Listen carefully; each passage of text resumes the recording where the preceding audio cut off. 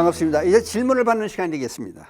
무슨 질문이 올라와 있느냐 하면요, 제대로 불공에 대해서 알고 싶고, 불공은 꼭 법당에서만 하는 것인지 궁금하네요.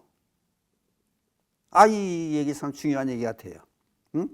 그래서 오늘은 질문도 질문이지만은 불공다운 불공에 대한 얘기를 제 나름, 제 주관이 이제 개입되겠죠. 제 나름대로 설명을 해 올리겠습니다. 사전적인 의미로 불공이 뭐냐? 부처님께 올리는 공양, 그걸 불공이라고 그래요. 그래서 이걸 세부적으로 조금 있다가 공양물에 대한 육법공에 대한 말씀을 드리고, 그 다음에 두 번째 사전적인 의미로 두 번째 나오는 얘기가 불공의 불자들을 위해 기도하는 것, 그렇게 되어 있어요. 그럼 이것도 제 나름대로 두 가지로 갈래를 둬가지고, 첫 번째는 법당에서 하는 불공, 그 다음 법당 밖에서 하는 불공도 있다는 것을 여러분께 말씀드리고자 이렇게 두 가지 갈래로 이렇게 쪼개 봤습니다. 이제 제대로 된 불공에 대해 알고 싶다 그러니까 불자들이 이걸 많이 알아야 될 것 같고, 또 지금 이제 세월이 감에 따라서 불교 불자들이, 근데 종교를 무시하는 사람들이 무종교가요, 전 세계적으로 60% 가까이 지금 가고 있어요. 저는 반반이었었다가 지금 자꾸 올라가요. 그러니까 이 시점에서 한번 제대로 된 불공을 한번 생각해보는 그런 시간이 되었으면 좋겠습니다. 그래서 법당 밖에 사는 불공들도 한번 생각해보자. 그걸 생각해보고, 그럼 먼저 법당 내에 사는 불공에 대해서 이제 설명을 드릴게요. 이제 불자들은 불공의 예를, 이제 법당에 사는 불자들을 위한 불공의 예 중에도 특별한 것을 한번 소개해 드릴게요. 저 충남 서산 고북면에 조그만 산이 연암산이라고, 이제 그쪽은 다 산들이 높은 산이 없더라고요. 연암산에 산이 있는데, 특히 이제 요 근대 한국 선을 다시 불러일으킨, 깨워일으킨 경호선사, 여러분 경호선 잘 아실 거예요. 경호선사는 1849년 태어나셔서 1919년에 열반하신 스님이에요. 조선 말기의 선승이죠. 많은 그 기행으로 화제가 됐던 스님이 바로 경호선사예요. 경호선 깨달음을 얻은 다음에 여기 이제 형님이 주지로 있던 여기 이제 천장사에 와서 이제 머무실 때 얘기를 소개해 드리려고 그래요. 이제 그 경호선사는 벌써 23살 때요. 23세 동학사 강사가 될 정도면 대단하잖아요. 그 다음에 범어사에 가가지고 영남 최초로 선원을 개설한 분이 경호선사세요. 이제 아무튼 천장사에 계실 때 그 관내 사는 군, 서산 군에 사는 그 대감, 지체 높은 옛날 벼슬아치죠. 대감이 돌아가셔가지고 49제를 하는 거예요. 49제를 한다 그랬더니 건동 사람들이 전부 다 몰려들었다는 거 아니에요. 천장사로. 그 천장사 크진 않아요. 조그만 절인데 사람들이 그냥 꾸역꾸역 모여들었다는 거예요. 그래서 법회를 진행하려고 이제 49제 천도질 하려고 그런 거죠. 천도 하려고 사람들이 쭉 모여들었는데, 아니 이 경호선사께서 키가 크셔 190 정도 됐다면 옛날 크신 거죠. 저 주먹이 장사라고 그래요. 그래서 법당에 이제 형님이 주질이 있으니까 스님들이 앉아서, 그 법당이 참 조그맣더라고요. 저도 여러 번 갔어요. 신도라고 갔는데 법당에 들어가가지고 이만한 소코리를 두 손에 가지고 들어가가지고, 아니 49제 법회를 시작하려고 그러는데 잠깐 조용히 계세요. 그러더니 아니 주지가 형님도 거기서 집사람 같이 스님들이 하는데, 그러더니 불단에 쭉 올라가는 고향물을 영단이고 뭐는 전부 소콜에다가 전부 쏟아 담더라는 거예요. 그러니까 거기 앉았던 이제 대감 가족들이 자식들하고 이제 스님들이 입이 떡 벌어가지고, 아니 그런 건 상상도 못했잖아요. 전 하사롭게 하려고 그러는데 그냥 상주에 앉았는데 그냥 고향물을 다 그냥 쎄러 담으니 입을 떡 벌리고 앉았는데 상주가 그러더래요. 한 스님께서는 우리 집안이라고 무슨 철천지 원수가 지셨나? 아니 지금 우리 아버님 49제 하려고 그러는데 이게 뭐 하시는 겁니까? 그리고 소리를 지르고 그러더래요. 그랬더니 그냥 저 경호선사가 주먹을 불끈이더니 아무 소리 가만히 앉았으라고 그냥 소리 지르. 그 소리가 하도 그냥 우렁차고 크니까 끽 소리 못하고 다 앉았다는 거 아니에요. 그랬더니 경호선사가 무슨 말씀을 하냐면은 지금 밖에를 보면은 많은 사람들이 와서 지금 쭉 구름처럼 모여 들었다 이거요. 그러면은 당신 아버지 돌아가신 게 서러워서 명목을 빌기 위해서 온 건 아니잖냐. 지금 이 사람들이 배고프고 먹기 살기 힘들고 그러니까 떡이라도 하나 얻어먹고 과일이라도 하나 얻어먹고 혹시 밥이라도 얻어먹을 수 있나 와서 기다린다 그지. 그러면 스님들하고 상주분들이 이 49제 끝날 때까지 기다리면 2-3시간이고 어떤 하루긴 할 수도 있는데 그때까지 기다리면은 당신 아버지 돌아가신 대감님 절대 좋은 데 못 가. 그러니까 우선 저분들을 배고픈 걸 해결해 주고 나서 그러고 49제 하든지 그걸로 끝낼 수가 있다 이거지. 그러면 당신 아버지는 그냥 극락세에 그냥 가는 거야. 공덕을 짓고 극락세에 갈 생각을 해야지.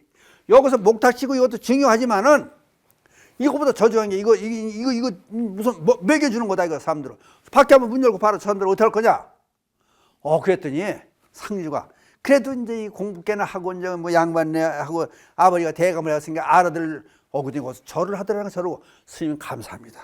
감사합니다. 부디 그저 다 눈 앉으시고 다시 저희가 준비를 할 테니 그때 다시 하고 밖에 있는 사람들 밥이라도 대접할 수 있게 저희가 전부 배려를 하겠습니다. 그러더라는 거예요. 그랬더니 경호 스님이 좋소. 그게 바로 당신 아버지를 극락세계에 가게 하고 당신 가족들이 편히 공덕밭 잘 살아갈 수 있는 길이라는 거예요. 그래가지고 문을 활짝 열어주시고 전부 줄로 서라해가지고 떡이고 과일이고 참 논아줬다는 거 아니에요. 그리고 여기서 공양 준비를 다 할 테니까 여기 있는 사람들 한 사람도 가지 말고 전부 점심 공양 얻어 잡수고 가시라고. 경호 스님이 그랬다는 거 아니야. 그러니까 뭔가 이 훌륭한 스님들은 뭐가 틀려요. 이런 면이 있어요. 저도 이런 거 다 듣고 공부하고 알잖아요. 그래서 실제 이렇게 못하는 거예요. 이게 더 상주들한테도 이해도 시켜야 되고 안 되고 또 요새 뭐 먹기 힘들어서 와서 이제 뭐 이렇게 뭐 배고파서 와서 얻어먹으려고 오는 사람도 없고 시대적으로 틀리지만 이게 진짜 불공이에요 이게. 여러분들을 이걸 여러분들은 아시냐고. 그러니까 진정한 불공은 어떤 것이냐 그걸 이제 설명드리는 시간이에요 지금 제가. 그러면 또 이제 윤광 큰 스님께서 저기 좀 종전까지 지내셨잖아요. 그 스님께서 어떤 일을 하셨냐면은 한 번은 법회를 하기 위해서 이제 큰 스님들께서 쭉 이제 시자를 데리고 시장에 가시는 길이에요. 장을 보러 가면은 이제 불전에도 올리는 게 많잖아요. 법당이 여기저기 초록 별람 여러 개 많잖아요. 그러니까 공양물도 엄청 많이 들어가죠. 공양물 준비도 과일도 준비하고 떡도 준비하고 전부 준비하고 또 신도 들어오면 밥도 해먹이려니까 이제 반찬 준비도 해야 되고 그러면은 살 게 많잖아요. 준비하러 나가시는 길에 혼자 가셨으면 말 안 해서 몰았을 텐데 시자들 같이 데리고 왔으니까 가다 보니까 마을에서 한 가운데쯤에서 여인네가 막 우는 소리가 나다 흐느껴 우는 소리가 나다는 거 아니에요. 그 우는 소리를 듣고 가만히 있어 보자 그러더니 고암 큰 스님께서 거기 가보시더라는 거예요. 가서 거기 들어가 가지고 저는 모살 도대체 뭐 병고가 나나 왜 그러냐고 물어보시더라는 거예요. 그랬더니 남편이 갑자기 죽어가지고 애들하고 먹고 살기도 힘든데 어디 장사를 지낼 거 하고 어디 앞으로 살 길이 막막해가지고 그냥 뭐 장사 지낼 생각도 못하고 이거 앉았습니다. 그러고 그냥 흐느끼 울더라는 거예요. 그랬더니 고암 스님께서 주머니에 있는 돈을 몽땅 다 꺼내놓고 너희들 돈 있으면 내놔. 그때는 돈 있는 거 용돈 있는 거 그때는 뭐 카드 그런 게 없었을 테니까 돈을 전부 거기다 꺼내놨다는 거 아니에요. 그러고 나서 이걸로 간단하게 장사라도 지내고 애들하고 먹고 살 쌀이라도 팔으라고 그리고 놓고 가자. 우리 법회 아주 잘 초하루법회 잘했다. 더 절로 올라가셨다는 거 아니야? 도로 올라와서. 그 절에 와서. 절에 있는 다른 스님들이 벼랑간에 오시니까. 자기 갔다 올 시간이 있을 거 아니에요. 근데 나가신 지 얼마 안 돼서 돌아오시니까. 이게 도대체 무슨 일이 있었어요? 그랬더니 법회, 차로회 우리 잘해서 아주 공덕받게 좋게 잘했다. 무슨 말씀 잘했더니 그런 말씀을 하더라는 거예요. 이게 진정한 법회가 아니냐 이거요. 이것도 우리가 한번 좀 생각해 볼 문제예요. 그러니까 그저 법당에 뭐 올려놓고 앉아가지고 그냥 뚜닥거리고 하는 것만이 다가 아니고 어려운 사람 도와주고 소외된 이웃이 없나 봐주는 것도 불공이다. 그거를 알려주고 싶어서 그런 거예요. 또 제 얘기를 하면은 제가 이제 90년대 이제 포교를 서울에 열어가지고 금강경 강좌를 치면 시작했어요. 근데 사람들이 그 당시 많이 왔어요. 불교 교양대학이 이제 뭐 없을 때니까. 그랬더니 이제 잃어버리지, 지금도 잃어버리지 않아요. 머리가 그냥 아주 승복을 이렇게 해보시고 금강경 강좌를 열심히 들어오세요. 오셔가지고 하루는 오시더니 돈을 이렇게 내놓으세요. 왜 돈을 이렇게 내놓으세요? 그랬더니 이거 스님이 쓰고 싶은 대로 쓰세요. 그래. 아니 무슨 돈인지 제목이라도 알고 지가 써야 할 거 아닙니까? 그랬더니 그 묻지 말고 그냥 쓰세요. 그냥 이제 건물에서 이제 세로 들어가자니까 집세를 내든지 뭐 불사를 하는데 쓰든지 마음대로 쓰세요. 그 당시 이제 뭐 한 300만 원인가 그거예요. 그 당시 1990년대 300만 원이면 많은 돈이에요. 그게 어떻게 된 거야? 얘기를 해 주실 거 아니에요. 그래서 저도 알고서 덮어놓고 어떻게 쓰냐 그랬더니 사실은 우리 고사가 남편이 돌아가셨대. 장사를 내 지냈습니다. 지냈는데 49제 한다 생각하고 스님께 갖다 드리는 게 49제 대대로 하는 거라 생각하고 갖다 드립니다. 가져온 거요. 그러면은 저래도 제 혼자라도 그 양을 조금 준비해 놓고 기도를 매일 해드릴게요. 그런 거 하지 마세요. 그런 거 하지 마시자고 스님 갖다 드리고 49제 난 이걸 한 걸로 끝낼 테니까 이게 제가 보기엔 이게 공덕이 더 큽니다. 그러니까 스님께 드리는 거예요. 그리고 얼마 있다가 49일 되는 날이라고 깜빡 잃어버렸어요. 49일 되는 날을 뭐 얘기도 안 해주니까. 그랬더니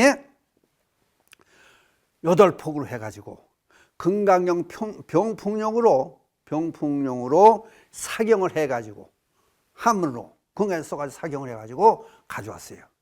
그러니까 잘 보관하고 있다가 여기 광운사 여기 부처님 모시면서 복장물에 그걸 그대로 넣어드렸어요 제가. 그 다음에 몇 년 있다가 한번 저 서울 불광동 이쪽에서 이제 길에서 만났어요.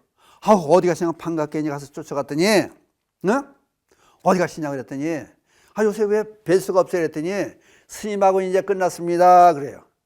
아니 끝나다니요. 스님의 인조 괜찮지 않습니까?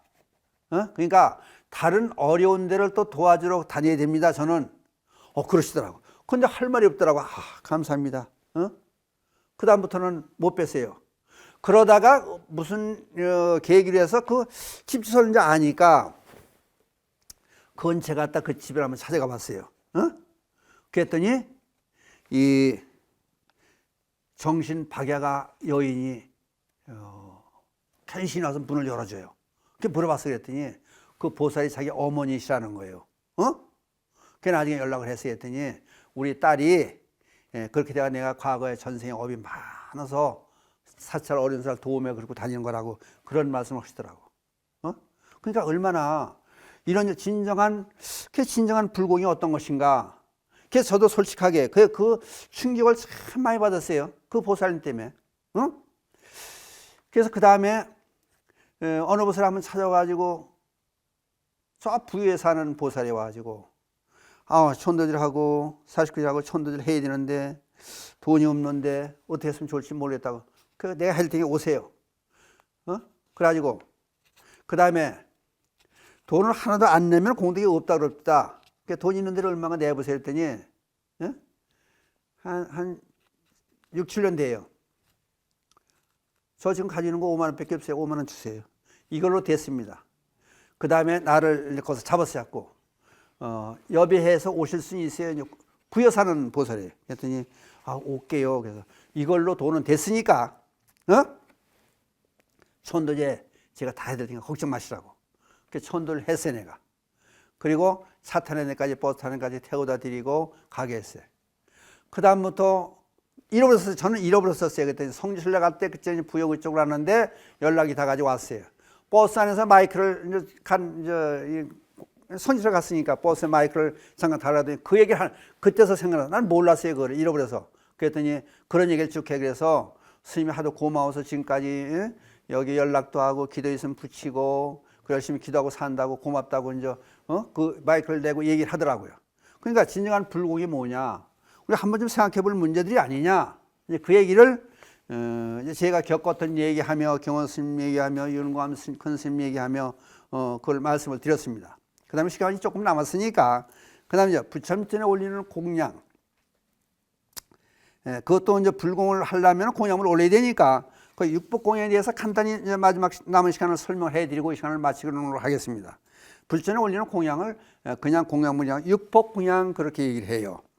뭐 과일도 올리고 떡도 올리고 뭐 초도 올리고 막 올리잖아요. 근데 이게 주먹국시로 막 올리는 게 아니고 여기에는 치밀한 계획이 미리 세워 있어 가지고 요 짜임새대로 육복공양을 올리는 것이다. 이제 그 말씀을 드리기 위해서 남은 시간에 이걸 설명을 드리는 거예요. 그 육복공양에서 우리 인간이 우리 중생들이 살아가는데 제일 필요한 게 뭐냐? 그래서 6가지 항목을 조사를 해요. 그래서 오늘은 불전에 올리는 공양물에 대한 불공다운 불공에서 공양물에 대한 말씀을 드리려고 그러는 거예요. 첫째, 뭐니 해도 건강이 제일 중요하지 않습니까? 이제 우리들이 세상을 살아가는데 가장 중요한 것이 무엇이냐? 그걸 6가지로 우선 추려보는 거예요. 첫째, 건강이 중요하다. 개인이나 부자 되세요. 그러더니 요새는 건강을 제1 조건을 치더라고. 그 다음에 기쁜 일이 있어야 될 거 아니냐. 기쁨. 그게 부자로 사는 거죠. 그 다음에 지혜가 있어야 된다. 그 다음에 뭐니 해도 자유를 달라. 이 자유가 또 중요해요. 그 다음에 사랑도 중요하다. 국가 민족을 사랑하고 이성 간의 사랑, 부부 간의 사랑, 부모와 자식 간의 사랑, 사랑이 또 참 중요해요. 그 다음에 그것도 다 좋지만 성공도 중요하지 않습니까? 능력을 최고로 발휘해서 성공하는 것도 중요하다. 이렇게 6가지를 쭉 뽑아왔어요. 이것이 우리 살아가는데 가장 중요한 6가지 항목이에요. 여기다 하나하나 이제 물질을 배달해 가지고 그거를 물질화시켜서 올리는 거예요. 그러니까 건강. 우리 사람의 몸의 60~70%가 물로 되어 있다고 그러지 않습니까? 그래서 건강을 상징하는 것이 물이에요. 차를 달려 올리는 거예요. 차. 닭이물 올린다. 차 달쪄서 닭이 올린다 그러잖아요. 닭이물. 이제 물, 청정, 수. 이걸 그냥 물이랑 감로다 그래요. 감로 법문 그러잖아요. 이걸 상징으로 부처님 법문도 뜻하는 거예요. 갖가지 맛에 향기로운 맛, 그냥 은은한 맛, 삶의 몸을 건강을 좋아지게 하는 맛. 차가 건강에 좋다는 거 아니에요. 그러니까 이제 차를 올리는 거, 닭이 올리는 거, 그것이 건강을 상징하는 것이다. 그래서 감로다라고 그런다. 그다음 두 번째 기쁨. 이 쌀 밑자가요. 한문 쌀 밑자 88을 써서 붙여놓으면 쌀 밑자가 되는 거예요. 88번 손이 가서 쌀을 농사를 져서 방아쳐서 탁 파다보는 동안에 기쁘다는 거예요. 그게 법비 선열그래요. 기쁨을 쌀로 여복하면요. 심청이가 공의 300석에 눈을 다 뜨지 않습니까? 얼마나 기쁜지 아버지 만나고. 그러니까 쌀을 올리는 건 이제 떡으로 변화될 수 있죠. 떡. 쌀을 꼭 올리는 이유는 기쁨. 그걸 보시바라미를 또 뜻해요. 그래서 쌀을 올리는 거예요. 그 다음에 지혜가 필요하다. 그걸 등으로 이제 대시시키는 반야등 그래. 반야가 뭐예요? 지혜 아니에요, 지혜. 반야등 그런 얘기를 붙이는 어둠 속의 삶이 무지한 삶, 무명의 삶이라면은 지혜로운 부처님 가르침을 받아 사는 삶, 그것이 바로 지혜로운 삶이다. 그래서 지혜를 상징하는 등을 켜고 촛불을 켜고 그런 이유들은 반야등 그렇게 얘기하고 지혜를 중요하기 때문에 올리는 거. 그 다음 네 번째 자유가 필요하다고 그래서 자유. 속박된 삶, 이게 문제가 되는 거예요. 그러니까 이걸 자유를 해탈, 절대 자유, 깨달음이라 그러잖아요. 자유를 뜻하는 게 향이에요. 향을 여러 가지 꽃도 넣고 물질 넣어서 이렇게 이제 국수법도 만들어내는 거예요. 그냥 태우면 연기가 돼서 자유롭게 삶을 풍겨주고 나쁜 기운도 없애고 냄새도 좋게 피우고 해탈향, 해탈식연향 그러잖아요. 예? 해탈향. 이것은 불도량을 향기롭게 하고 또 향이 자기를 태우잖아요. 자기 몸을 태워서 희생정신을 발휘한다. 그러니까 자유를 상징하는 해탈향, 그래서 향을 올리는 거예요.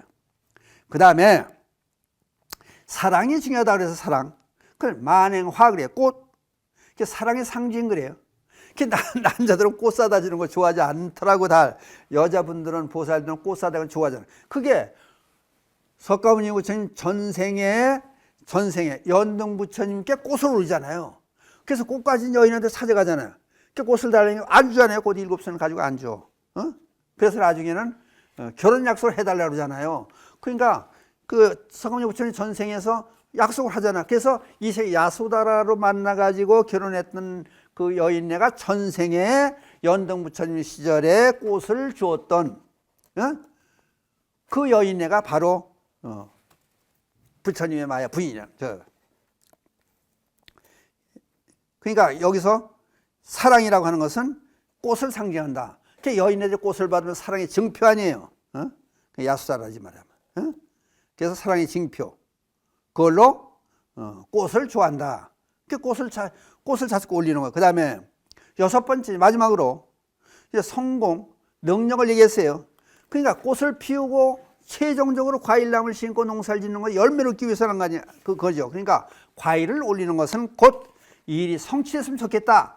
사업 성취, 애들이 시험을 합격, 이제 그걸 이제 다짐하기 위해서 과일을 갖다 올리는 거예요. 그래서 그걸 보리과 그래요. 깨달음의 보리과, 최종의 과일, 소원 성취를 얻어주는 거다. 그래서 이제 최종 열매의 뜻은 개인적으로 봤을 땐 인간 완전한 인격을 완성하는 거 성불이고, 그 다음 이제 사회적으로 보고 대애적으로 봤을 땐 불국정토 건설한 것이다. 극락 같은 삶, 그걸 뜻하는 거죠. 그러니까 오늘은 불공에 대한 의미에서 이제 법당에 사는 불공, 법당 밖에 사는 불공을 설명을 드렸습니다. 그래서 육법 공양까지 설명을 드렸습니다. 시간이 조금 지난 것도 같은데 하여튼 마치겠습니다. 마지막으로 나오는 개성을 읊고 이 시간을 마치기로 하겠습니다. 불보살님 자비감이 늘 함께 하셔서 이 땅이 불국 정토가 되어지이다. 나무 불, 나무 법, 나무 성 감사합니다.